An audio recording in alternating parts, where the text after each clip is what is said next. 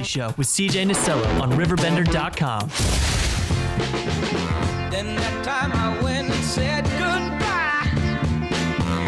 Now I'm back and not ashamed to cry. Ooh, baby, here I am, signed, sealed, delivered, I'm yours. Here I am, baby. Alrighty, 9:32 on this third day of October. It's a Tuesday in the heart of the 618. Lacy, Kerry, Vintage Voices.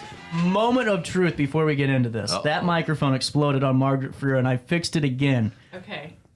How does it sound? Perfect! Yay! Look at that. That's the power of Vintage Voices right here. Starting magic. this Saturday, October the 7th. This is just something that's really cool. And then right off the bat, I was hearing you guys talk a little bit getting ready. And how many years has this been going on now? 22 years. This is the 22nd year of Vintage Just Voices. incredible. It began in 2001. Donnie Huber, past Alton Township supervisor, who is now the sexton of the cemetery, and well-known local historian and expert on things past and present. He and Charlene Meyer and Charlotte Stetson used to be run the morgue at the Telegraph, and has written several books about Alton. They got together and kind of came up with, and Margaret Hopkins. Came up with this idea, and it just kind of fell together, and it's been growing ever since. Wow. And it's really cool to see that. And really, I mean, Alton has such a rich history. And to be able to bring that to life with local residents that are portraying them, too, I think that's what makes it so fun. I mean, I don't know where to start because there's a lot of information to get to. And, you know, I'm just going to do this. The floor is yours, Senators. First off, who are we going to be hearing from and who's going to be portraying who? I think that's what's exciting about this. Do you want to start, or would you like me to start? Well, we can do a tag team Okay. here. There we go. All right. I like it. I And like this. we have lists in different orders, so this is going to be really extra exciting. I love it. Who are we starting with first? Well, I'm reading off the press release, and I'm assuming she put this in the order in which they appear. So let's go back and start about how the whole process works. I like it. If the folks aren't familiar, there's a gate on the side of the cemetery at 5th and Vine. This is the Alton City Cemetery where the Lovejoy Monument is located, the tallest monument in the state of Illinois. And it's a walking tour of the cemetery, and you buy your ticket. And they have a docent/guide who will take a group of 8 to 10 to 12 people around walking through the cemetery. And then you have reenactors at various points in the cemetery who are in costume, and they will then tell the story of what we call the decedents, who are buried at or near where the actors are located. So the order this year, we have 9 stops with 14 actors. It's so incredible. We have several with more than a pair of actors, which kind of brings a little bit of something different to the presentation. I kind of like those. Me too. So the first stop is kind of a story of Prohibition. And we have 2 characters. One is Ron Abraham, who is playing... not William Netzhammer. I have it, Harry Netzhammer. Harry, Yeah, Harry. I have it marked on mine too. And the Netzhammer family purchased the old brewery down on Pearl Street and turned it into Bluff City Brewery, and they were the only brewery to survive Prohibition. Really? And they when Prohibition, they stayed in business making root beer and ice and whatever they could to get by. Wow. So then when Prohibition was repealed, they immediately went back into making beer, and they were in production until 1951 or 52. I don't remember something. Did they close or they sell out? They closed. Oh, okay. The ammonia plant shot craps, basically, and the cost to completely redo it was prohibitive for what volume they were producing at the time, so they made the unfortunate decision they had to shut down production. But so Harry Netzhammer is portrayed by Ron Abraham, who's a veteran. And Vintage Vintage Voices, yes. And the other opposite him is a character that we discovered when we were researching the Prohibition tour called Elizabeth Mother Clarkson. Mm-hmm. And she is being portrayed by a newcomer, Anna Jenkins. And you kind of researched Mother. Why don't you talk about Mother? Actually, Ann Davidson, one of my volunteers at the library, did a whole bunch of research several years ago on Prohibition in Alton. And that was part of what Marlene and Caleb Lewis from Alton Odyssey Tours started with when they started working on that tour. And so she was a fixture in the Women's Christian Temperance Union.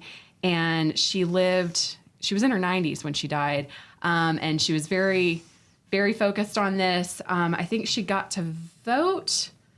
Because she died in 1916, but if you're a woman, even though the 19th Amendment had not come into, like, women weren't allowed to vote nationally, but you could vote in Illinois starting in 1914 as a woman. I didn't realize that. Wow. Yeah. It was kind of like many movements. The states had different orders in which people were allowed to vote, that kind of thing. So you could vote in local stuff, just not national stuff. So she got to vote for Prohibition before it actually came into being. That, I don't know if you're a mind reader, but I was going to ask you, the next question was, what was her view and stance on Prohibition too, and take us through it. But there you go. No alcohol. Totally against it. Totally against it. She and her husband arrived here in 1850, and she was born in England, and they were working their way west and ended up in St. Louis, and they got into a tiff with some drinking folk, apparently, and so they came over the river and settled here in Alton, and she cast her first vote at the age of 94, was That it? sounds Wow. right. Yeah. And she was nicknamed Mother Clarkson. She was headed up the temperance efforts, and she also was very active in her community and her church, First Presbyterian. The two earliest churches in Alton were the Presbyterians and the Baptists, and then the Catholics kind of came a little bit after that. But she was a colorful character, lived down on Broadway. It's now a vacant lot where she lived, but Harry would have read her obituary. It was a big front page article in the Telegraph about her career and her influence in the town. And she didn't get to actually live to see Prohibition implemented, but when Illinois passed the Women's Suffrage Act in 1914, the women in Grafton, and Grafton had literally a tavern on every corner because they were a booming little town. They had fishermen and quarries and all kinds of things. Yeah. And so the women got the right to vote, put a referendum on the ballot, and the majority voted to make Grafton dry. No way. I did. Okay, this is a really weird, cool thing I didn't realize until Anne was working on this several years ago. But a big push on women getting the right to vote was so that they would outlaw alcohol, because they were predominantly not totally, but there were a lot more women that were interested in Prohibition, and so they might not have gotten the right to vote if there hadn't been this push for them to be able to vote against alcohol. Women's suffrage and temperance were closely related. Yes. Wow. I mean, I bet they weren't anyone's friends after that. That's for sure, in Grafton at least, huh? Well, a majority of the population was probably not pleased. Yeah, that's what I'm saying. They weren't anybody's friends over there. Oh, wow. And that's going to be fascinating just in itself to kind of hear that. And now, who else are we going to be hearing from? Because I know that we got 8 others to go, 8 other stops, and 12 others to talk about. Who's next? Let's see. Next stop is Diana Kay. Okay, that's my list too. Why don't you talk a little bit about that? Yeah, Diana Kay will portray Lottie Coleman. Okay. And she's going to have 2 of her nieces with her. So Lottie Coleman's nieces were Eleanor and Lottie Yeager. And they will be portrayed by Annalyn Abbott and Ray Thompson, who are both younger. And so Lottie ran a boarding house, the Myrtle Hotel, which was right downtown. And her obituary said she raised 4 homeless children. She also had a really good, but we couldn't find their names. So she had a really close relationship with her nieces, which is why they're the named people that that Annalyn and Ray are portraying. But she was really big in the Daughters of Veterans. Her father fought in the Civil War for the Union side, and she basically just was the person that would take in and help out men who were older who didn't have a place to go, especially veterans. She had the American flag up at the Myrtle Hotel. There were all kinds of articles about her with flags, and she never married. She never had a family of her own like that, but she took care of a lot of people in the community. That's really incredible and awesome. Kind of like, I think, kind of like an early foster child situation where she kind of helped these kids for whatever reason were needed someplace to stay. And I think because she had a boarding house, she kind of already had that. She had the room, she had the temperament for it. So took care of a lot of people in Alton, both older and younger. That's incredible. I mean, just really incredible. You know, why don't we do this? You have a moment to stick around. I got to pay one last bill. Sure. 10:41, we'll take a quick break. I got to pay a bill. We'll come back, and we're doing the deep dive because this is just amazing. Vintage Voices starts this Saturday, October the 7th. It runs the 8th, 14th, and the 15th with tours every 15 minutes from noon to 2:30. And then October 15th, that in-person event over there at the Lovejoy Event Center at 5 p.m. Tickets, adults $15, ages 6 to 18. Well, your tickets are 10. Vintage Voices 2023.eventbrite.com. That's where you can find them, but we'll have more for you after this. Here at Modified Auto Sound, we are an automotive customizing shop that specializes in car audio, window tinting, and other truck and Jeep accessories. So as an interested customer, we always recommend that you just stop in the shop. Check us out at 241 Eastgate Plaza, right off of Route 3 in East Alton, Illinois. At Modified Auto Sound, there's no such thing as strangers, just friends we haven't met. Macias Insurance Agency, providing quality products with extremely competitive prices. As an independent provider, we source multiple companies to offer the best rates possible, covering auto, home, business, and life insurance. Our goal is to provide quality service that meets and exceeds customer expectations. You can rest easy knowing the Macias team is working round the clock to ensure that both you and the most important parts of your life are covered. Our qualified professionals make the insurance process easy so you can live carefree and focus on what matters most. Visit MaciasInsuranceAgency.com today to find out what our team can do for you. For the biggest selection of pre-owned cars, trucks, and SUVs in the Riverbend, visit AltonToyota.com or stop by their location on the Homer Adams Parkway in Alton. Winner of the prestigious President's Award, Munganast Burkhardt Alton Toyota knows how to treat their customers, and they will help you find the vehicle that is perfect for you. For years, Munganast Toyota has been a fixture in the Riverbend, and now Munganast Burkhardt carries the tradition. New name, but the same great service you've come to expect. I set the thermostat so my house would be warm when I got home from work, but the kitchen is still cool. At Barrett Heating and Cooling, we stand behind every Lennox system we sell. My dealer said he'd take care of everything. At Barrett Heating and Cooling, we understand everyone wants prompt, professional service. Turns out it wasn't my furnace after all, just a little something blocking the vent. Pretty smart dog if you ask me. For service you can count on, call Barrett Heating and Cooling. Lennox, innovation never felt so good. Has free checking become a thing of the past? Not if Liberty has anything to say about it. With 3 free personal checking options and even a free business checking account, free is alive and well at Liberty Bank, the local bank that gives you free checking choices and more cashing in your pocket. Bank locally, bank Liberty. For more information, visit www.bankliberty.com.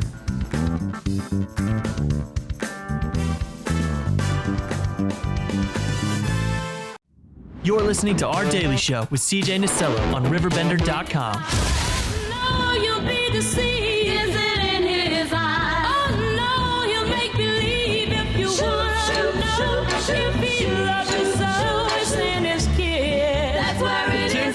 Is the time on a Tuesday morning at the RiverBender building downtown Alton. Our Daily Show, October 7th, 8th, 14th, 15th, and this is really cool. I love the 15th event. I'm going to ask you more about that too. But October 7th, 8th, 14th, and 15th, tours every 15 minutes from noon to 2:30 at the Alton Cemetery. Tickets, adults $15, kids ages 6 to 18, $10. And here's where you find them. Picture This and More on Broadway, correct? Mm-hmm. Oh, got it right. And then Vintage Voices 2023.eventbrite.com for more information on that, ticket information too. But guys, getting back to this, these are a lot of great just individuals that are being represented and portrayed coming up this Saturday. Yes. Okay, so I'll get into the next one, if that's all right. We have Clarence Graves Sr. and Lillian Knight Graves, who will be portrayed by Jared Hennings and Velva Parker. And Clarence was a World War I veteran, and he retired from Standard Oil Company. Big in the Boy Scouts, he was awarded the Silver Beaver Award. Wow. And then Lillian Knight Graves was really interesting to me. She was employed by the Alton Recreation Department. They used to have recreation supervisors at the playground. So if you went to the playground in the afternoon, there'd be somebody there to organize games, do things for the kids. Wow. Like a formal sort of thing. And she did that for, I think, 16 years. And so we learned a lot about playground history in Alton while we were researching that one. Was there anything that kind of stuck out to you when you were researching the playground like type of stuff and all that Lillian did? Did you ever go, wow, that's kind of fascinating, you know? I mostly just wanted to play on the old equipment.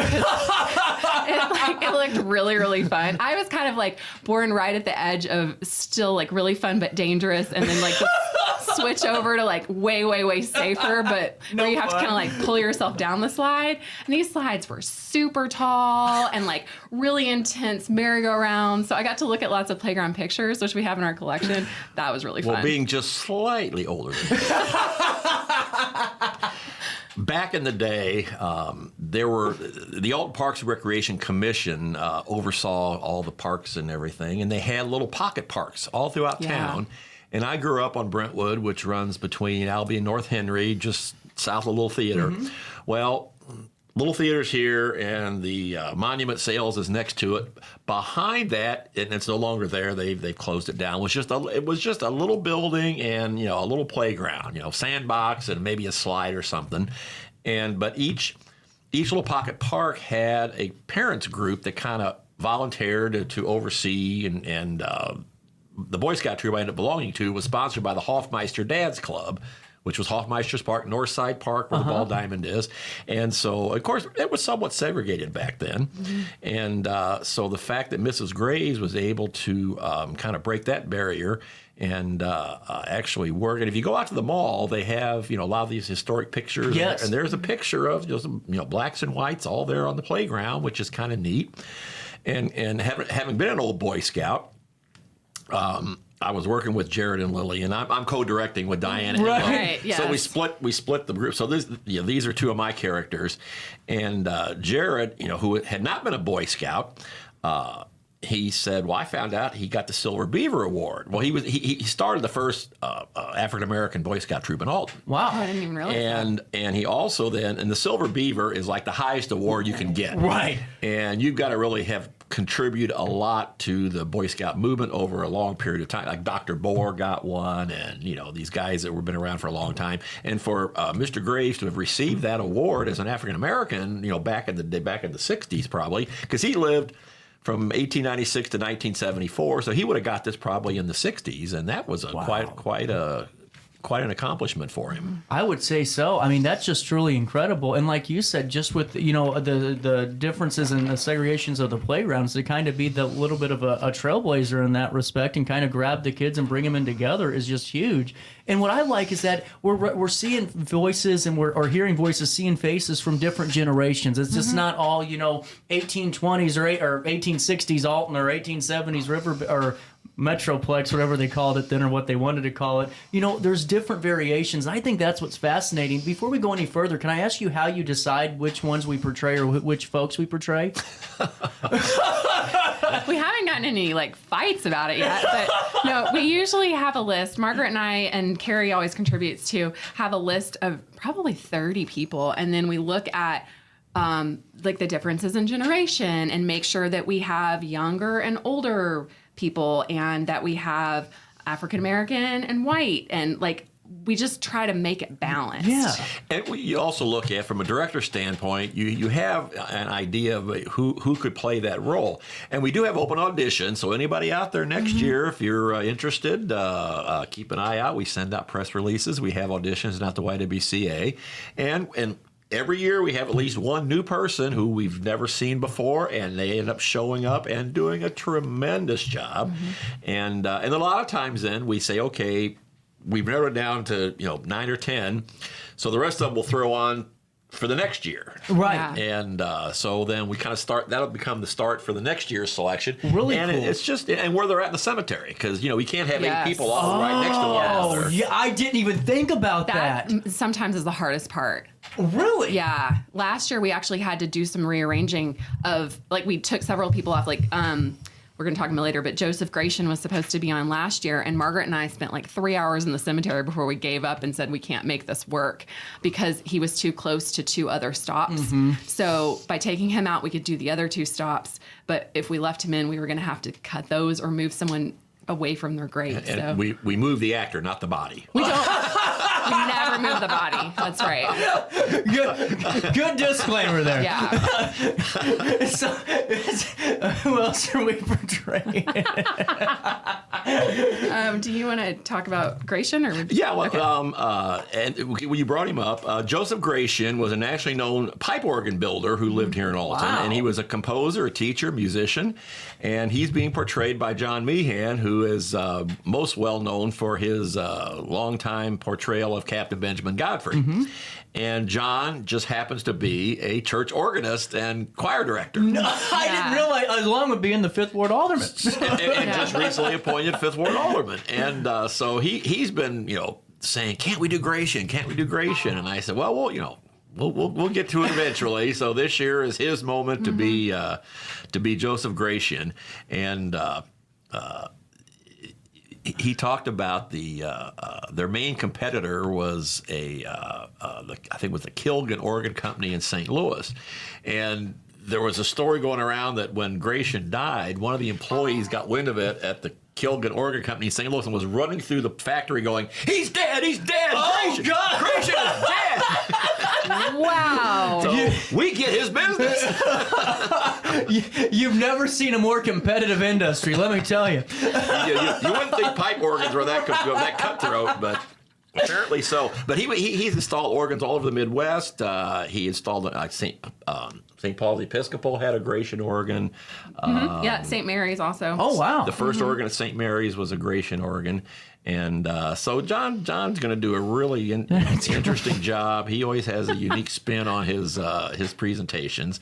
So I'm not going to tell too much. You can't. It's a tease. But John's got a little something that he's going to do that is really unique and cool. And so in order to find out more, you got to buy a ticket. I like it. Lacy, who else is on this list? Well, we have Latasha LaFleur Porter. This is her second year. She had to take a break last year, but she was there the year before, and we're Is so that Miss happy Porter to have her back. From Lewis and Clark Elementary She is the School. best. Seriously, big shout out to Miss Porter. One of the best principals out there in the district. Yeah, seriously, she is amazing. So we're happy to have her back. And she's going to be portraying Pearl Singleton, who owned a popular restaurant on Bell Street. And many of her customers were shift workers at the Duncan Foundry, which was down on Bell. And so she's going to talk about being a restaurant owner in that time period, African-American restaurant owner during that time period. And she was also part of the Colored Women's Unity Club and Federated Unity Club. And the motto was loyalty to women and justice to children. So really involved in the community as well. And I think they're still in existence today, I think. It's a national, it's like kind of like a sorority kind of a club, a women's club. It's incredible. And they do, they used to give out scholarships, I think, maybe, or something. I don't remember offhand. But this was typical. And again, she lived from 1889 to 1971. These are all my grandparents' generation. So. And back in those, like in the 50s and 60s, when all the businesses were here and all the industries were here, everybody and their brother had either a tavern or a little restaurant, a tavern to serve food, or a restaurant that served all the workers. And there were, here in downtown, there were probably at least a half of the Greer's restaurant. It used to be right next door here to the bank.